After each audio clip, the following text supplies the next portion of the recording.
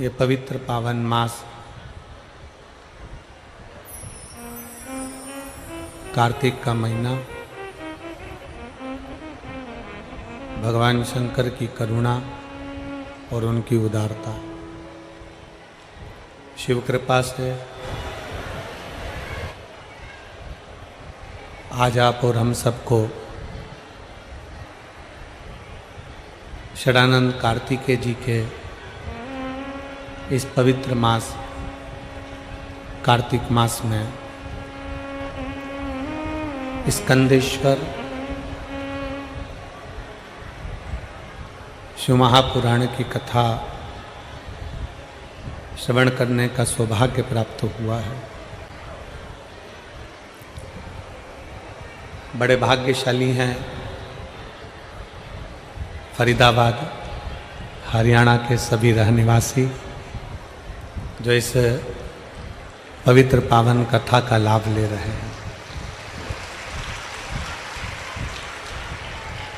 और भगवान शिव की पवित्र कथा श्रवण करने का सौभाग्य आप और हमको मिला है। भगवान शिव ओगड़दानी त्रिकालदर्शी कैलाशी अविनाशी शंकर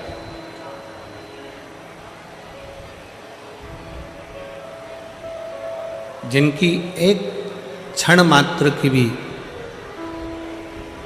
अगर शिव महापुराण की कथा का लाभ लेने का मौका मिल जाए तो ये समझ लेना कि मेरे भोले बाबा ने आपको याद किया है और आपको कथा के पंडाल तक भेज दिए। और उस भाव से सुनिए, इतना दूर दूर से निकल कर आप लोग यहाँ तक पहुँचे हो तो शिव महापुराण की कथा को इतने दिल से सुनना, इतने दिल से सुनना कि मेरा कुबेर भंडारी आपकी झोली खुशियों से भर जाए और कृपा कर जाए। शंकर भगवान को तुम्हारे द्वारा तुमसे शिव को लड्डू पेड़ा गुलाब जामुन इमरती भजिया पकोड़ा कुछ नहीं चाहिए।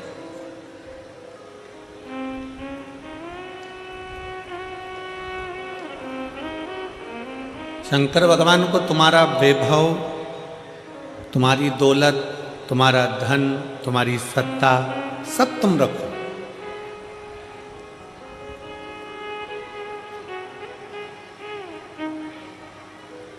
शिव को केवल तुम्हारा अटूट विश्वास, तुम्हारी दृढ़ता, तुम्हारा भरोसा शंकर को अति प्रिय है। जितने विश्वास के साथ में, जितने भरोसे के साथ में, जितनी दृढ़ता के साथ में कथा का लाभ लोगे उतना शंकर की करुणा आप प्राप्त कर लो। कई बार कथाओं में कहा है और आप लोगों ने श्रवण भी किया है कि शंकर के मंदिर में एक लोटा जल चढ़ाने के लिए जब आप जाएं, शिव के मंदिर में एक लोटा जल चढ़ाने के लिए जब आप पहुँचें, उस जल चढ़ाने के साथ में तुम्हारे अंदर, तुम्हारे भीतर विश्वास भी पक्का लेकर जाए। शिव मंदिर में अगर हम पहुँचे हैं, शंकर के दरवाजे पर अगर हम पहुँचे हैं, शंकर की चौखट पर अगर हम पहुँचे हैं और हमारा विश्वास, हमारा भरोसा, हमारी दृढ़ता पूर्ण नहीं है तो शिव नहीं मिल सकता। स्कंदेश्वर शिव महापुराण की कथा को प्रारंभ करें उससे पहले एक बात आप लोगों से कहें। एक दीपावली के एक दिन पहले, रूप चौदस के दिन, एक जीजी दीपावली मिलने के लिए धाम पर आई बाबा कुबेर भंडारी के दरवाजे। उसने एक बात बड़ी अच्छी कही।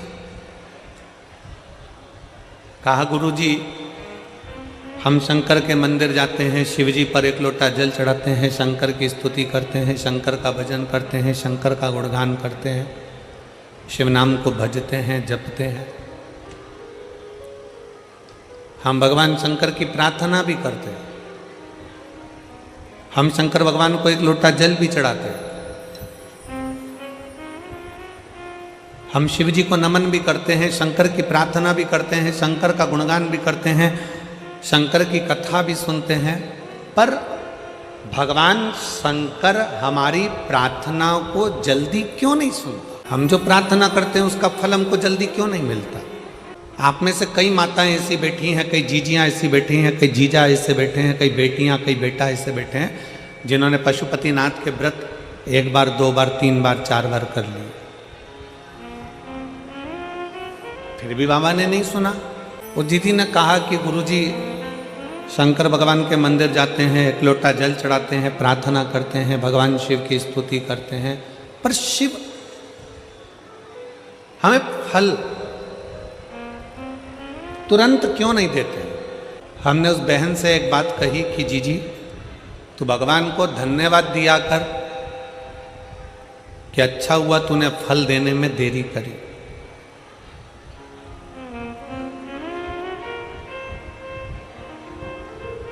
भगवान को धन्यवाद देना और कहना कि परमात्मा तूने अच्छा हुआ फल देने में देरी करी, किसी एक स्त्री से, किसी एक नारी से, किसी एक माता से पूछना कि उसके गर्भ में बच्चा रहता है, उसके गर्भ के अंदर एक बालक रहता है, एक बालिका रहती है। किसी स्त्री से पूछो उसके गर्भ में एक बच्चा है। कौन माता चाहती है कि उसके गर्भ में बच्चा है तो वो 5 महीने में जन्म ले ले? कोई चाहती है क्या?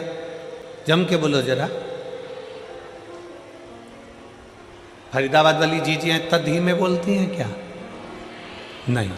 कोई माँ ये चाहती है कि उसके गर्भ में जो बच्चा है कि वो 4 महीने में जन्म ले ले? नहीं। 6 महीने में जन्म ले ले? नहीं। 7 महीने में जन्म ले ले? नहीं। प्रत्येक माँ भगवान से प्रार्थना करती है कि मेरे गर्भ में जो बच्चा है पूर्ण 9 महीने का आराम से बाबा आपकी कृपा से जन्म ले और पूरा स्वस्थ हो, अच्छा हो और संस्कारित हो। अच्छा हो, स्वस्थ हो, संस्कारित हो। तो भगवान क्या कहेंगे? अगर अच्छा बच्चा चाहिए, स्वस्थ बच्चा चाहिए तो कम से कम 9 महीना गर्भ में उसको रहना पड़ेगा। उसको 9 महीना गर्भ में रहना पड़ेगा। 9 महीना अगर वो गर्भ में रहेगा, 9 महीना अगर गर्भ धारण कर कर रहोगी, थोड़ा समय लगेगा, थोड़ी देरी लगेगी, पर फल अच्छा मिलेगा। वृक्ष कहता है मुझ में फल लगा है, थोड़ा पकने दो, थोड़ी देरी होने दो, फल अच्छा मिलेगा। अगर तुम्हारी बात शंकर भगवान सुनते हैं, तुम प्रार्थना करती हो, 1 पशुपति व्रत करा, 2 पशुपति व्रत करा, 3 बार पशुपति व्रत करा, भगवान शंकर ने नहीं सुना, शंकर जी के मंदिर में जल चढ़ाते चढ़ाते तुम्हें 3 महीना, 4 महीना, 6 महीना हो गया, 1 साल हो गया, 2 साल हो गया, 3 साल हो गया, शंकर भगवान ने नहीं सुना, तो भगवान शंकर को धन्यवाद देना कि हो सकता है तो मुझे बहुत अच्छा फल देना चाहता है, इसलिए थोड़ी देरी कर रहा है। मैं जानती हूं कि तू मुझे अच्छा देगा, थोड़ा समय लगेगा, लगने दो। तेरे मंदिर में आना मेरा काम है और मेरी बिगड़ी बनाना तेरा काम। तेरी चौखट पर मैं आ ही गया, मुझे दर्श दिखाना तेरा। थोड़ा समय लग सकता, लगे। आप भजन में अपना मन लगाइए, आप शंकर के मंदिर में 1 लोटा जल चढ़ाइए, थोड़ा समय लग जाए, लोटा भर के जल चढ़ाने में थोड़ा समय लग सकता है, पशुपति व्रत करने में थोड़ा समय लग सकता है, थोड़ा समय तुम्हारा जा सकता है, पर भगवान के शंकर के ऊपर, भगवान की शिव महापुराण के ऊपर एक विश्वास को पक्का रखना, तो ये निश्चित है थोड़ा समय जरूर लगेगा, पर फल इतना अच्छा मिलेगा कि वो फल की गणना कोई नहीं कर सकेगा। इतना अच्छा, इतना। हमारा निवेदन है, आप चाहते हो कि तुरंत जल चढ़े और तुरंत फल मिले, तो एक बात और याद रख लो, पुण्य का फल तुम तुरंत चाहते हो तो पाप का फल भी तुरंत ही मिलता है। इसलिए शंकर भगवान को जल चढ़ाने वाले एक बात का स्मरण रखें, जो कहते हैं कि हम शंकर को जल चढ़ाते चढ़ाते 1 साल हो गया, 1.5 साल हो गया, 3 महीना हो गया, 2 महीना हो गया, 4 महीना हो गया, 6 महीना हो गया। नहीं, चढ़ाते रहो। फाइल मोटी है, थोड़ा समय लग रहा है, मतलब पूर्व का जो पाप है तुम्हारे जल चढ़ाने से वो धीरे धीरे धीरे धीरे धुल रहा है, कट रहा है। और शंकर भगवान कहते हैं अगर पाप जैसे ही पूरा कट जाएगा, एक दिन में तेरी झोलियों में खुशी लाकर डाल दूंगा और तू आनंद में जीवन जिए। शिव के मंदिर जाने में शर्म ना करो।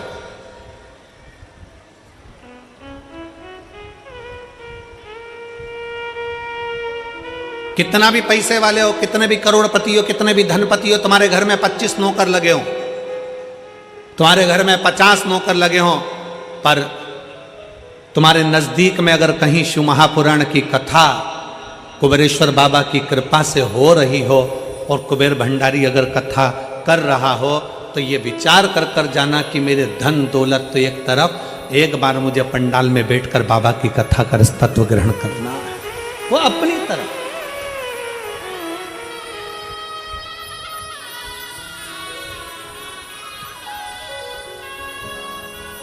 जल चढ़ाने में शर्म नहीं, मंदिर जाने में शर्म नहीं करना चाहिए। बड़ा मन दुखता है कभी कभी देखकर, सिख पगड़ी बांधता है तो अपने आप को गर्व महसूस करता है,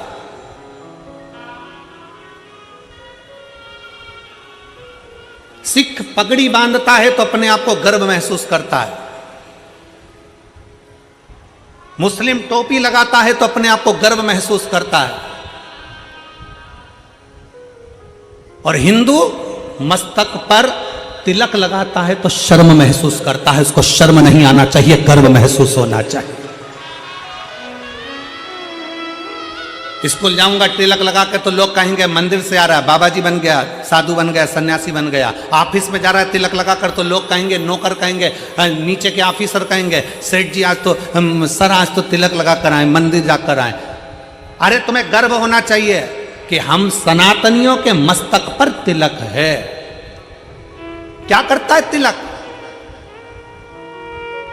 क्यों साधु सन्यासी तपस्वी साधक संत ब्राह्मण गुरुजन तपस्वी जन, क्यों चाहे ब्राह्मण पूर्व का देख लो, चाहे क्षत्रिय देख लो, चाहे वैश्य देख लो, चाहे शूद्र देख लो, पूर्व के सन्यासी तपस्वी साधक उपासक जितने सनातन धर्म को मानने वाले हैं वो मस्तक पर तिलक लगाते थे। तिलक क्या देता है, क्या प्रदान करता है?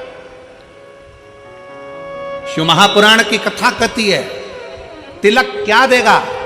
कभी ट्रेन में सफर कर कर देखना और माथे पर तिलक लगाकर ट्रेन में सफर कर कर देखना, ट्रेन की सीट भरी पड़ी होगी, अगर तुम्हारे मस्तक पर तिलक लगा होगा तो थोड़ा न थोड़ा खसक कर लोग तुम्हें बिठा ही देंगे उस तिलक के बल पर। जब तिलक ट्रेन में सीट दे सकता है, जब तिलक बस में जगह दे सकता है, तो मस्तक का तिलक एक ना एक दिन तुम्हें परमात्मा का दर्शन भी करा ही देगा, ये निश्चित है। तिलक लगाने में गर्व महसूस करिए, त्रिपुंड लगाने में गर्व महसूस करिए, मस्तक पर तिलक लगाने में एक गर्व की अनुभूति होना चाहिए। तुम डॉक्टर बन जाओ, कलेक्टर बन जाओ, एसपी बन जाओ, एसएसपी बन जाओ, कमिश्नर बन जाओ, तुम्हारी मर्जी पड़े जिस पद पर बैठ जाओ, जिस पद पर बैठे हो उस मूल पद पर, बड़े से बड़े औहदे पर बैठकर भी अगर आप मस्तक पर तिलक लगा रहे हो तो आप हजारों को प्रेरणा दे रहा हो कि इतना बड़ा कलेक्टर होकर, इतना बड़ा एसएसपी होकर, इतने बड़े कमिश्नर होकर तिलक लगाते हैं तो छोटों को प्रेरणा मिलती है कि हम भी लगाएं। एक गर्व उत्पन्न होता है, एक गर्व महसूस होता है। और कितना गर्व होता होगा। भारत के प्रधानमंत्री जब केदारनाथ जी में जाकर त्रिपुंड लगाते होंगे, भारत के प्रधानमंत्री जब काशी में जाकर त्रिपुंड लगाते होंगे, भारत के प्रधानमंत्री भी जब गले में रुद्राक्ष की माला पहनते होंगे, तो कितने सनातनियों को जागृत करते होंगे कि कोई सनातनी है जो तुम्हें जगा रहा है। वो त्रिपुंड लगाकर मस्तक पर तुमसे ये नहीं कहेंगे कि तिलक लगाओ, वो गले में रुद्राक्ष की माला पहनकर तुमसे नहीं कहेंगे प्रधानमंत्री जी की गले में रुद्राक्ष की माला पहनो, पर वो मस्तक पर त्रिपुंड लगाकर गले में रुद्राक्ष की माला पहनकर लाखों करोड़ों को एक मार्गदर्शन करेंगे कि जब मेरे जैसा इतना ऊपर बैठने वाला भी किसी से डरता नहीं और मस्तक पर त्रिपुंड और तिलक लगा सकता है, तो तुम किससे डरते हो? तुम भी अपनी जिंदगी सहजता से जियो। तुम किससे डरते हो?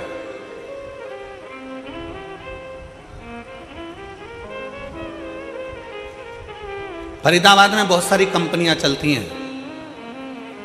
हमको पाराशर जी कह रहे थे और उनके बेटे चिराग जी कह रहे थे, गुरुजी हमारे फरीदाबाद में बहुत सारी फैक्ट्रियां हैं, बहुत सारी फैक्ट्रियों में माल बनता है।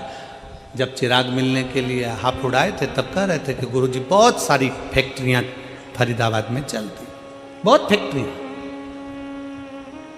जितनी फैक्ट्री में घूमना है घूम लो, सब फैक्ट्री में जो भी माल बनता है उसमें कंपनी का नाम लिखा रहता है। क्यों बेटा चिराग, सही है पाराशर जी? जितनी कंपनियों में माल बनता है उसमें कंपनी का ट्रेडमार्क लगा रहता है, ब्रांड लिखी होती है कि इस कंपनी का माल है। ये तिलक क्या है? इससे भगवान को भी मालूम पड़ जाता है कि कौन सी कंपनी का माल है। ये भी तो कंपनी का माल है, किस कंपनी को ये भी तो मालूम पड़ना चाहिए। मस्तक का तिलक हमें गौरव महसूस होना चाहिए, मस्तक का तिलक हमें एक आनंद की अनुभूति कराना चाहिए, आनंद की अनुभूति। शिव महापुराण की कथा कहती है, वो जीजी ने जब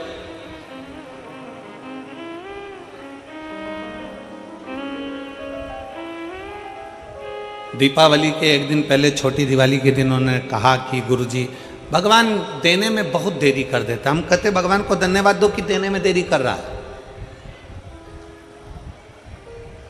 जल्दी देगा तो जल्दी ले लेगा।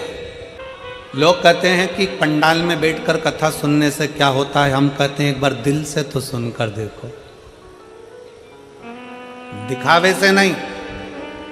ये मेरी हरियाणा की जीजी और मेरे हरियाणा के जीजाओं, मेरी बेटियों, मेरे बेटाओं, मेरी माताओं, मेरे भाई, दिखावे से नहीं। 5 दिन की शिव महापुराण की कथा है। 4 तारीख से चालू हुई, 8 तारीख को विराम हो जाएगी, फिर 11 तारीख से 17 तारीख तक उत्तर प्रदेश पीलीभीत में प्रारंभ हो जाएगी। दोपहर में 2 बजे से 5 बजे तक वहां कथा चलेगी।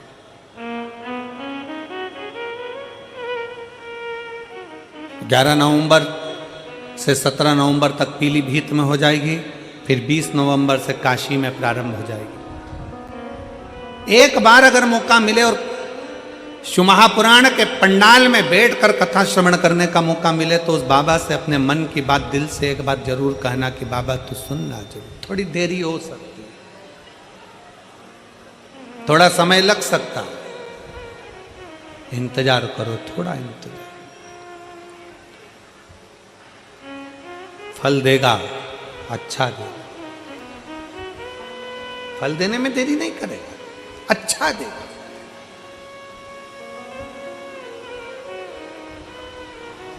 थोड़ा इंतजार करो।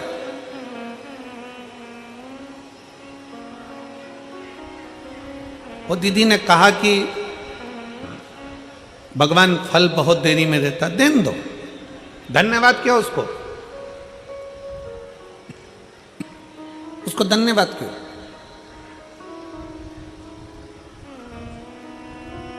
थोड़ा समय भले लग जाए। एक मां गर्भ में बच्चा होता है तो भगवान से कहती है भले समय लग जाए पर बच्चा स्वस्थ देना, उसको कोई बीमारी मत दे देना, भगवान उसको अच्छा दे। थोड़ा समय लग जाए फिर फल अच्छा दे। आप में से कितने लोग हैं जो शंकर जी के मंदिर में जाके एक लोटा जल चढ़ाते हैं? हाथ उठाओ जरा। सब चढ़ाते हो? रखो रखो रखो, वापिस रखो। बहुत बहुत साधुवाद है, चढ़ाना। किसी को 1 साल हो गया, किसी को 3 महीने हुए, किसी को 6 महीना हुआ, किसी को 2 साल हो गया, किसी को 5 साल हो गया, किसी को 4 साल हो गया। जल चढ़ाते चढ़ाते चढ़ाते चढ़ाते इतना इतना समय हो जाए, लगे रहो।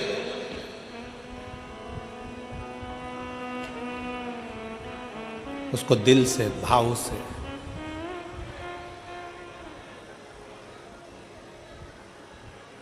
रिझाते। शिव महापुराण की शुरुआत एक देवराज नाम के ब्राह्मण से होती है, जो कभी शंकर के मंदिर नहीं गया था, जो कभी शंकर के शिवालय नहीं गया था, जो कभी शंकर का मंदिर नहीं देखा था, जो कभी शंकर का शिवालय नहीं देखा था, जिसने कभी शंकर का गुणगान नहीं किया था, ना कभी शंकर की कथा सुनी।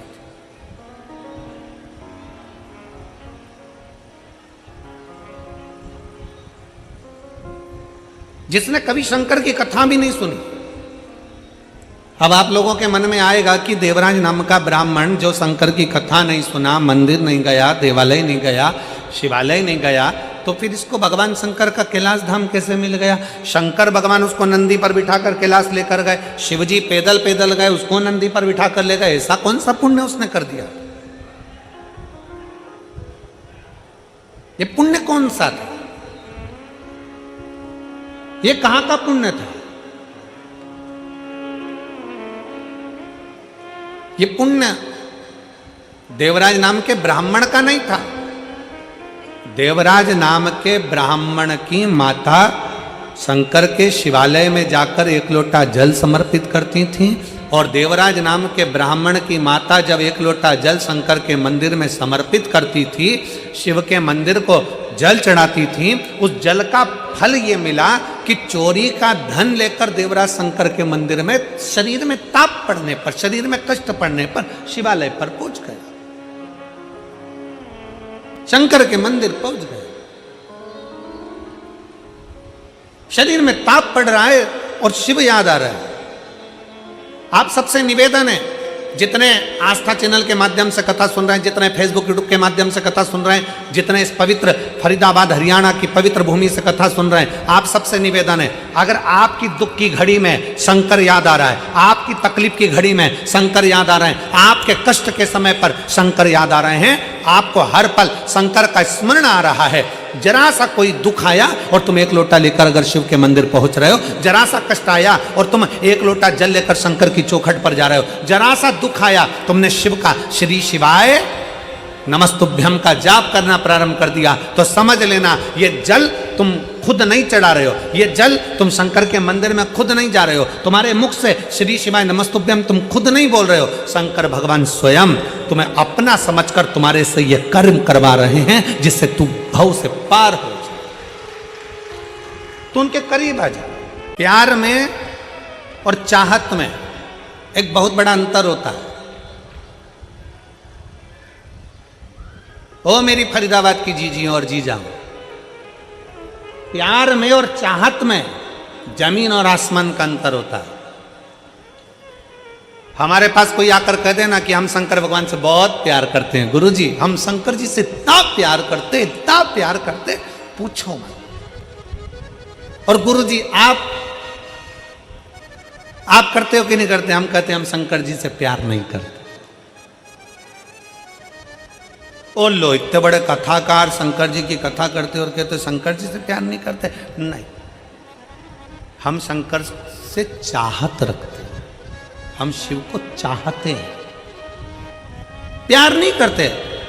हम कहते प्यार और चाहत में अंतर होता है, प्यार टूट जाता है, चाहत कभी टूटती नहीं है, अटल की अटल रहती है। निवेदन है, शिव को चाहो, प्यार नहीं। प्यार टूटता है, प्यार टूट जाता है, प्यार कभी भी टूट जाएगा। एक बेटा और माँ का स्नेह है, बहू आई टूट गया। एक बेटी और माता पिता का स्नेह, जमाई आया टूट गया। भाई भाई का स्नेह, प्रेम है, प्यार है, टूट गया। बहन बहन का प्यार है, टूट गया। परिवार का प्यार है, टूट गया। संसार का प्यार है, टूट गया। जगत का प्यार टूट जाता है। प्यार किसी से भी करोगे एक ना एक दिन टूटेगा जरूर, पर चाहत कभी टूटती नहीं है, क्योंकि चाह कभी कम होती नहीं है, उसको पाने की चाह बढ़ती चली जाती है। इसलिए मेरे महाकाल से, मेरे कुबेरेश्वर महादेव से, मेरे ओमकार नाथ से, मेरे विश्वनाथ से तुम प्यार करो ना करो, पर मेरे महाकाल बाबा को चाहो और दिल से चाहो। तुम्हारी चाहत बढ़ना चाहिए कि मुझे शंकर से मिलना है। प्रेम पूछा नहीं जाता, प्यार दिखाया नहीं जाता, स्नेह तो केवल दिल से होता है, छुपा होता है, ना उसकी प्रस्तुति होती है, ना उसका दिखावा होता है। दिखावा कौन करता है? जिसको तुम्हें छलना होता है। एक घर की धर्म पत्नी होती है और एक और होती है बाहर, वो तुम्हारी जेब को देखती है और तुमसे बहुत प्रेम करती है, जेब को देख के, पैसे को देखकर, सेठ जी आए हैं, बाबा जी आए हैं, ये आए हैं। तुम्हारी युवानी अवस्था को देखकर, तुम्हारे शरीर को देखकर वो तुमसे प्रेम करेगी। और एक होती है घर की धर्म पत्नी जो दिन रात तुम्हारे लिए लगी रहती है, दिन रात तुम्हारी सेवा में लगी रहती है। बीमार हो तो सेवा में, घर छोड़कर चले गए तो लगी है, बच्चों को संभाल रही है भले, पर तुम्हें क्या लगता है कि वो बहुत ही प्रेम करती है जो बाहर की है, पर स्नेह अगर देखा जाए, अवस्था अगर देखी जाए, तो घर की तुम्हारी धर्म पत्नी वक्त पड़ने पर यमराज से भी लड़कर सावित्री बनकर सामने खड़ी हो जाती है। परमात्मा दिखावा नहीं चाहता। आज के लोग, दुनिया के लोग कहते थे भगवान से जाकर पूछ लो कि मैं उनको कितना चाहता हूं। कोई दूसरे से पूछ ले कि मैं परमात्मा को, ना, प्यार टूट सकता है। फिर निवेदन है, बच्चे से पिताजी कहते हैं कि तू मेरा हाथ पकड़ ले, और बच्चा पिताजी से कहता है कि पापा तुम मेरा हाथ पकड़ लो। दोनों में अंतर है। बच्चा पापा का हाथ पकड़ेगा तो मेले में खो जाएगा, हाथ छूट जाएगा, पर पापा पिताजी जब बच्चे का हाथ पकड़ेंगे तो वो मेले में खोने नहीं देंगे, क्योंकि उनकी मजबूत पकड़ होती है। उसी तरह शंकर भगवान से कहना मैं तुमको ना पकड़ूं, शिव मैं तुमको ना पकड़ूं, शंकर भगवान से कहना मेरे महाकाल राजा तुम मुझे पकड़ कर रखना, मुझे विश्वास है तुम मुझे गिरने नहीं दोगे, खोने नहीं दोगे। देवराज शिव से दूर रहने वाला, पर मां के द्वारा चढ़ाया गया एक लोटा जल, कोई लेट बनता है, कोई जल्दी बनता है, पर शिव को जल चढ़ाने वाला एक दिन सेठ जरूर। सारी समस्या का हल, जम के बोलो जरा, सारी समस्या का हल बोल बम का नारा है। थोड़ा समय लग जा, थोड़ा समय लग सकता है, लग जा।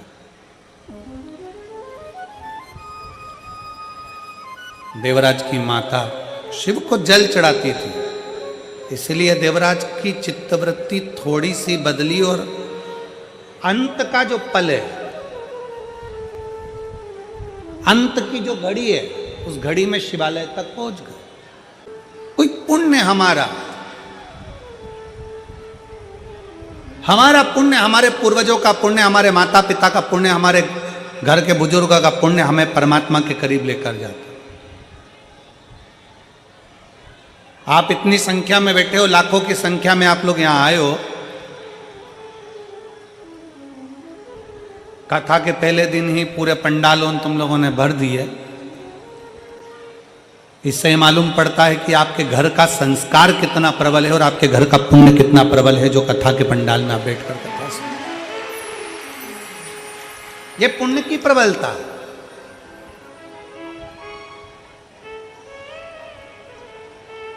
और कर लो 5 दिन जितनी सेवा बन जाए, कार्तिक के महीने में जितनी सेवा कर सकते हैं उन शिव भक्तों की कर लो, उसका पुण्य है प्रबल।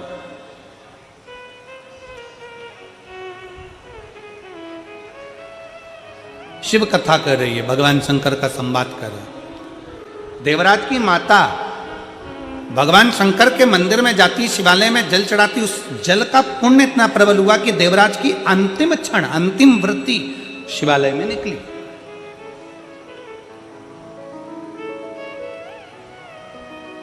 चोरी का धन लेकर जा रहे थे, वो चोरी का धन ले जाकर शंकर के मंदिर में पहुंच गए, क्योंकि शरीर में ताप पड़ रहा था, बड़ा कष्ट हो रहा था।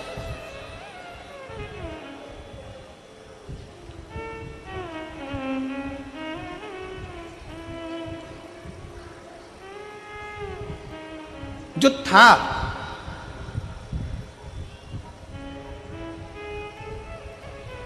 फिर निवेदन एक बार, आपके पास जो है वो परमात्मा को आप दे रहे हो, किसी के पास जल है तो वो जल दे रहा है, किसी के पास बेलपत्र है बेलपत्र दे रहा है, जिसके पास भजन है भजन दे रहा है, जिसके पास गीत है वो गीत दे रहा है। जिसके पास जो है वो परमात्मा को देने का प्रयास करते हैं। एक व्यक्ति ने हमसे कहा, गुरुजी हमारा पड़ोसी रोज हमको गाली बकता है, खूब गाली देता। गाड़ी थोड़ी सी इधर खड़ी हो जाए तो गाली बके, बच्चे फटाके फोड़ दें तो गाली बके, कचरा इधर फेंक दिया तो गाली बके। हमारा पड़ोसी रोज गाली देता है, गुरुजी हम बड़े कष्ट में। हमने कहा चिंता मत करो, जिसके पास गीत होता है, पड़ोसी अगर अच्छा है गीत गाता है तो गीत देता है, कोई कवि है पास में तो कविता पाठ करता है तो कविता देता है। आपके पड़ोसी के पास में कुछ नहीं होगा, गाली अंदर भरी होगी तो गाली देगा। जिसके पास जो है वो परमात्मा को देता है। उसी तरह जिस संसार में आने के बाद आपके पास में क्या है, अच्छाई होगी आप अच्छाई देंगे, सत्कर्म होगा सत्कर्म देंगे, भजन होगा भजन देंगे, कीर्तन होगा कीर्तन देंगे, मंत्र जाप होगा मंत्र जाप देंगे। मेरा फरीदाबाद वालों से निवेदन है, फरीदाबाद के हरियाणा की पवित्र मेरी जीजियों से निवेदन है, जीजाओं से निवेदन है, आप दिन में कथा के पंडाल में नहीं आ सकते तो कभी रात्रि के समय पर पंडाल में आकर देखना। माताएं बड़े प्रेम से भजन गाती हैं। जितनी फरीदाबाद की मंडलियां हैं, महिलाओं का जो ग्रुप है वो आकर यहाँ भजन करता, कीर्तन करता, नाम जाप करता, श्री शिवाय नमस्तुभ्यम करता, खूब नाचते गाते 5 दिन ऐसे ही निकल जाते। क्योंकि इनके पास देने के लिए कुछ नहीं, इनके पास केवल भगवान का भजन है, भगवान का मंत्र जाप है, नाम स्मरण है, कीर्तन है। एक बड़ी सुंदर कथा आती है। एक माठी नाम के एक बड़े शिव भक्त थे। स्कंद पुराण की यह कथा है। कभी मौका मिले तो गीता प्रेस गोरखपुर की स्कंद पुराण का स्मरण करिए। एक माठी नाम का एक ब्राह्मण था, ऋषिवर थे, बड़े अच्छे संत जैसे भाव रखने वाले, हे गृहस्थी थे गृहस्थी, भक्ति बहुत थी, शिव के उपासक थे।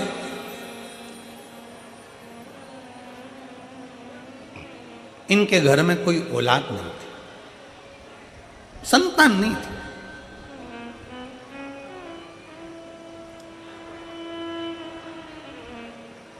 दो साल 5 साल 10 साल 15 साल 20 साल 25 साल 50 साल इंतजार करते करते निकल गए, पर संतान का सुख नहीं। माटी बड़े दुखी थे। एक दिन उन्होंने अपनी पत्नी से कहा कि अपन दोनों के संतान की प्राप्ति नहीं, ना मेरे कोई पुण्य होंगे ना तेरे कोई पुण्य होंगे, इसलिए हमें संतान का सुख नहीं। धर्म पत्नी ने अपने पति से कहा, क्यों चिंता करते हो, ऐसा मत बोलो कि हमारे पुण्य नहीं होंगे इसलिए संतान नहीं मिली। पुण्य है इसलिए तो मनुष्य की देह मिली है, पुण्य है इसलिए तो हम शंकर भगवान का भजन करते हैं, पुण्य है इसलिए तो हम शंकर का शिवलिंग का निर्माण करते हैं, पुण्य है तो हम शंकर की स्तुति करते हैं। अगर पुण्य नहीं होते तो हम ये शंकर का भजन करते, किसी होटल में बैठकर मदिरा का पान कर रहे होते, किसी जगह पर व्यसन में पड़े होते, किसी मांस मदिरा का पान स्मरण कर रहे होते। पुण्य है इसलिए अच्छी जगह पर बैठे, पुण्य है तुम्हारा।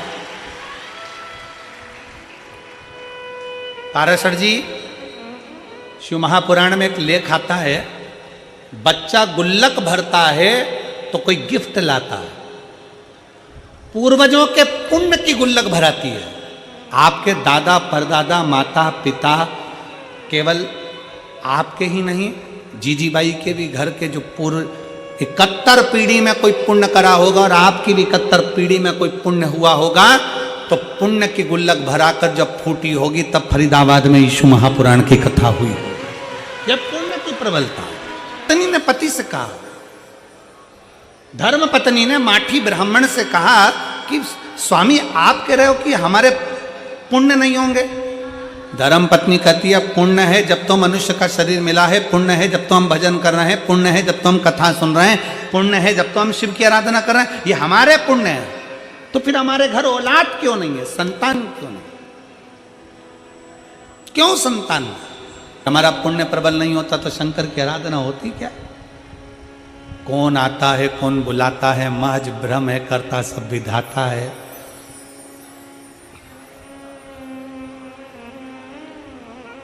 प्रबल हो गया। पत्नी ने पति से कहा चिंता मत करो।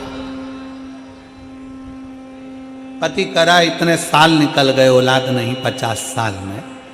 जब 50 साल में औलाद नहीं तब क्या औलाद होगी? अरे क्यों चिंता कर, शिव की आराधना कर रहे हो, शंकर का भजन कर रहे हो, शंकर का गुणगान कर रहे हो, शिव महापुराण की कथा करवा रहे हो, शंकर की स्तुति कर रहे हो, शिव के मंदिर में जाकर एक लोटा जल चढ़ा रहे हो, शिव महापुराण की कथा प्रतिदिन सुन रहे हो, चिंता मत करना, तेरे सिर पर भोलेनाथ कर फिर। किसी ने कहा गुरुजी, एक चेला गुरुजी को देखा, गुरुजी रोज अपने लोटे को, तांबे के लोटे को रोज मांजते। चेला कहता पानी तो एक दिन नहीं पीते, रोज रोज मांज के रख देते। एक दिन चेले ने कहा गुरुजी इसको मांजने से क्या होता है? जब पानी पीना तब मांज लेना ना, जब पानी पीना तब साफ कर लेना। गुरुजी बोले नहीं रोज साफ करना जरूरी है, मैं तो रोज साफ करूंगा। तो चेला परेशान हो गया, खुद तो साफ करते नहीं, हमसे करवा दे। चेले की दशा देखकर गुरुजी खुद साफ करने लगे। चेला बोला काहे को साफ कर रहे हो, जब पानी पीना हो तब साफ करो ना। गुरुजी ने साफ करना बंद कर दिया। 2-3 महीने हो गए। 3 महीने बाद चेले से कहा मुझे पानी पीना, ला जरा लोटा ला। लोटा लाया, कलश लाया। गुरुजी ने कहा अब इसको मांझ कर ला, साफ करके ला। चेला गया साफ करने के लिए, पर वो कलश पहले जैसा चमकता था, लोटा पहले जैसा चमकता था, वैसा नहीं चमका। खूब घिसा पर नहीं चमका। गुरुजी से गुरुजी इसमें चमक नहीं आ रही। गुरुजी बोले अगर रोज रोज साफ करता तो चमकता, अब तूने एक बार में साफ करा, 3-4 महीने में तो चमकेगा नहीं। उसी तरह शिव महापुराण की कथा रोज रोज टीवी पर, मोबाइल पर 5 मिनट 10 मिनट सुनते रहो तो साफ बना रहेगा, परमात्मा भी चमकाता रहेगा और तुम भी चमकते रहो। कोई कहे कितनी बार सुनोगे? कह देना भैया रोज मांझ रही हूं लोटे को, रोज मांझ, सारी समस्या का हल रोज मांझ रही हूं, रोज साफ कर रही हूं, चमकेगा। जो रोज रोज कथा को श्रवण करता है, भगवान की भक्ति श्रवण करता है, भजन करता है, मंदिर जाता, देवालय जाता, शिवालय जाता है, एक दिन चमकता जरूर है। मांझे जाओ, मांझे जाओ, मांझे जाओ, थाली को साफ करे जाओ, चमकेगी जरूर। मन को साफ करे जाओ, चमकेगा। पत्नी ने कह दिया क्या करें? पति से कहा, पति ने कहा क्यों चिंता कर? माठी ब्राह्मण से कहा चिंता मत करो। पत्नी ने बल दिया। लोग कहते हैं घर में पत्नी का होना जरूरी है क्या? बिल्कुल जरूरी है। धर्म पत्नी पति को बल देती है। क्यों चिंता करते हो? क्या हो गया? आज मुंह उदास करके बैठे हो? अरे दुकान पर घाटा लग, क्यों चिंता करना? टेंशन मत लो, जो होगा देखा जाएगा। तुम्हें क्या करना? अपन नहीं कमाया है ना, अपन नहीं घाटा है ना, कोई चिंता नहीं, सब होगा। पति और पत्नी में एक सबसे बड़ा अंतर है, पति टूट जल्दी जाता है और पत्नी टूटने नहीं देती है। काहे को चिंता करना? बेटा एक एग्जाम में पास नहीं हुआ ना, माँ कह देती है चिंता मत कर बेटा, फिर मेहनत कर, अच्छी पढ़ाई करना, हो जाएगा, फैक्ट्री में फायदा हो जाएगा, दुकान में लाभ हो जाएगा, क्या चिंता करना? बेटी कहती मम्मी ऐसा हो गया, क्यों चिंता करना, देखा जाएगा, तो चिंता मत कर। घर की स्त्री, घर की माँ, घर की नारी बल देती है, इसलिए उसको शक्ति कहा जाता है।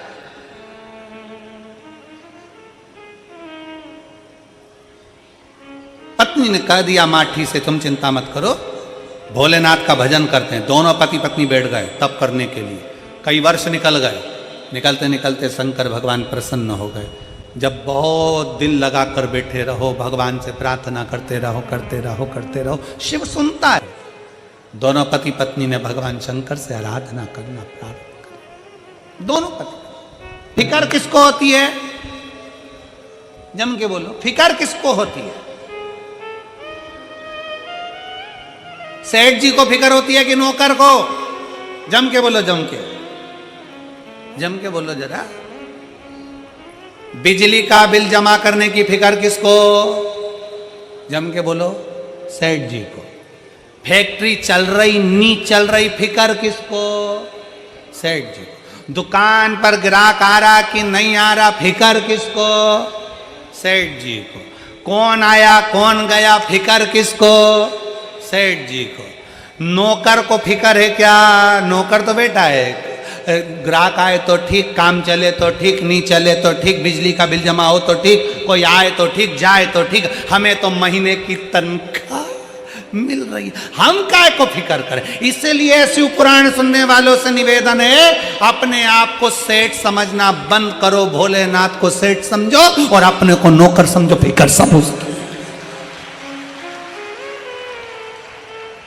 तुम जब तक अपने आप को सेठ समझोगे तब तक टेंशन बना रहेगा। जिस दिन तुमने सोच लिया फैक्ट्री किसकी, भोलेनाथ की, दुकान किसकी, भोलेनाथ की, हम किसके, भोलेनाथ के, बिजली का बिल कौन जमा करे, वो, सब काम उसका, जब वो सेट हो गया हम नौकर हो गए, तो हमें तनख्वाह मिलना प्रारंभ और काम वो देखे, बिल वो जमा करे, फैक्ट्री चलाना उसका काम, दुकान चलाना उसका काम, काम करना उसका, हम सेठ बनकर बैठे। जब तक हम सेठ बने रहेंगे तो चिंता हमें रहेगी, जिस दिन हम नौकर क्यों चिंता करें?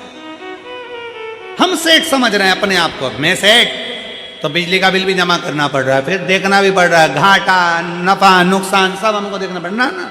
अरे अब तो भोले बाबा तुम्हारा, हम तो नौकर हैं, हमारे को तनख्वाह देते रहना, तेरा तुझे अर्पण, क्या लागे मुझे, क्या चिंता किसको? गैस की टंकी खत्म हो गई, चिंता बहू को नहीं है, वो तो और मजे में, आज की छुट्टी, होटल पे फोन कर दो स्वामी खाना आ जाएगा, आज गैस नहीं है, चिंता किसको?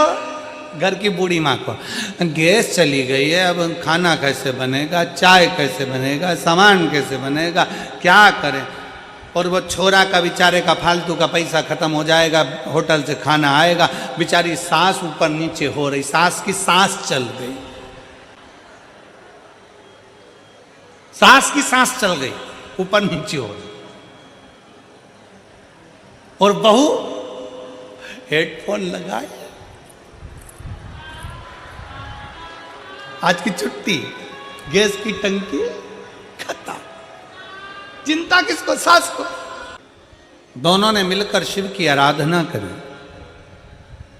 और शिव आराधना का फल यह पाया कि भगवान शंकर ने वर दे दिया कि तुम्हारे घर संतान होगी, पुत्र होगा, पुत्र होगा। हाँ, पर इतनी अवस्था हो गई हमारी, हम बुजुर्ग अवस्था के हो गए, बाबा कहे कि भाग्य लिखने वाला विधाता है, भाग्य लिखने वाला देव है और भाग्य बदलने वाला देव अधिदेव महा। ये लिखेगा देव पर पलटेगा, जम के बोलो जरा, पलटेगा महा। माठी, ब्राह्मण की पत्नी ने माठी से कहकर तप साधना प्रारंभ करी, और माठी ब्राह्मण कैसी तप साधना कर रहा,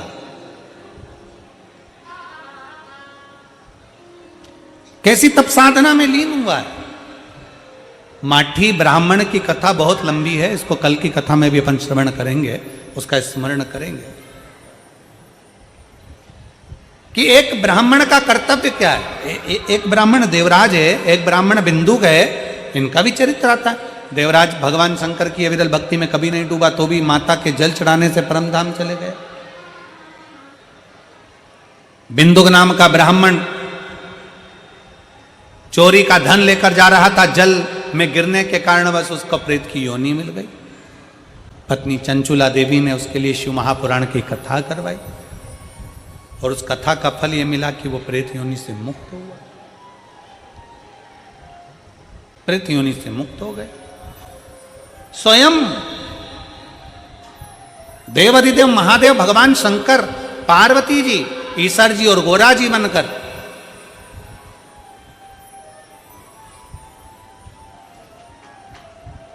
तुमरुका जी के मुखाग्रविंद से शिव महापुराण की कथा सुनने के लिए पहुंचे। ईश्वर जी गोरा जी पधार रहे हैं, जोरदार ताली बजाकर भगवान शंकर के एक ईश्वर गोरा गणा और गौर बनकर पधार रहे हैं, जोरदार ताली बजाएं गणा गौर के लिए। भगवान शिव पवित्र कथा का लाभ लेने के लिए पहुंच रहे हैं। फरीदाबाद हरियाणा की इस पवित्र भूमि पर यह पवित्र कथा शिव महापुराण की चल रही है, जिसका आज प्रथम दिवस यहाँ विराम ले रहा है। 4 दिन की कथा और है, बड़े दिल से सुनो और इस पवित्र प्रांगण में बैठकर कथा का लाभ लें। 11 नवंबर से 17 नवंबर तक बीसलपुर रोड, रूपपुर कृपा, पीलीभीत, उत्तर प्रदेश की पवित्र भूमि पर 2 बजे से 5 बजे तक शिव महापुराण की कथा 7 दिन की श्रवण करने का सौभाग्य मिलेगा।